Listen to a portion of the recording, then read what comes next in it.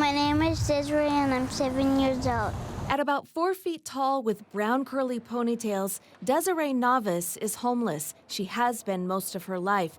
Her childhood is unfolding on the streets of downtown. We sleep in cots and then there's a row, like a row of people to sleep. While Desiree's days are spent in school, her nights are drawn out in an emergency shelter. I wait for a long time for the doors to open. In addition to long lines, communal bathrooms and meals are part of her regular routine. But I have like good stuff to eat.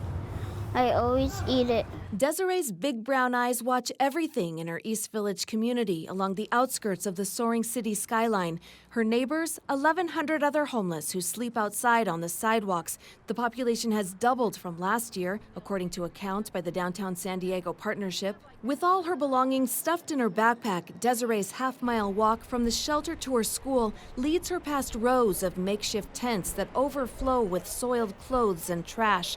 The pavement reeks of urine and pot, a situation her mom, Brandy Hill, is desperately trying to escape. I don't want my daughter to think that this is what all life is just live homeless. She's never been able to keep a friend. It's always time to go. Desiree and her mom are not alone. In the East County, a 2-story former motel shelters 65 families and 150 children, along with dozens of single adults. Harold Brown is CEO of the Transitional Living Center in El Cajon. We have about 100 people, 120 people on a waiting list. So if a family comes in and they need shelter, we do an intake with them. We find out what's going on with them, a contact information we can get back with them, and then they get on the list. Dozens of families also stay at the San Diego Rescue Mission. Moms pushing babies with toddlers in tow begin lining up for a bed at 5:30 every night. Tiffany Newby is director of the emergency overnight shelter. When we reach capacity, we have to actually turn people away, and that could be single women or a mother with children. Across downtown, the wait to get a room at St. Vincent de Paul's Village, months long. Deacon Jim VARGAS says at least 100 people are always on the waiting list. And at times it's gone much higher. Well, I shouldn't say it's gone much higher than that. To be quite frank, people don't even get on the list after 100 because they think it's fruitless. While the organizations are doing everything possible to avoid turning people away, there are simply not enough beds to go around. About 20,000 people across the county have depended on homeless services over the past year. The San Diego Regional Task Force on the Homeless reports nearly half of those, 12,000, were newly homeless. Behind the issue lies an intricate imbalance. A surging homeless population is converging with the county's housing crisis. A severe housing shortage has led to low vacancies and sky-high rent.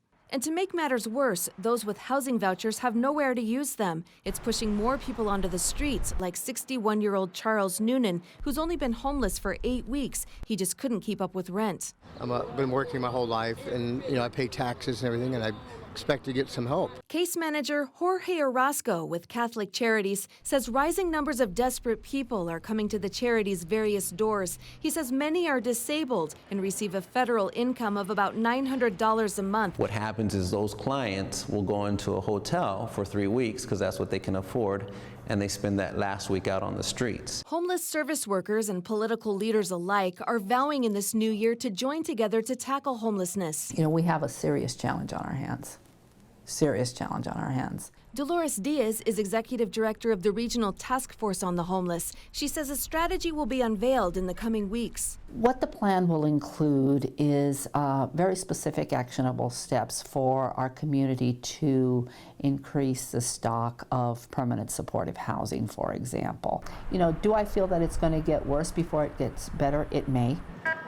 Not very comforting words for those like Brandy Hill and her daughter Desiree, who have been waiting a year and a half for permanent housing. Yet, despite circumstances, they remain hopeful. Allowing my daughter to be able to sleep at night comfortably in her own bed, in her own room.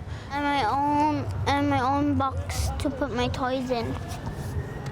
Susan Murphy, KPBS News.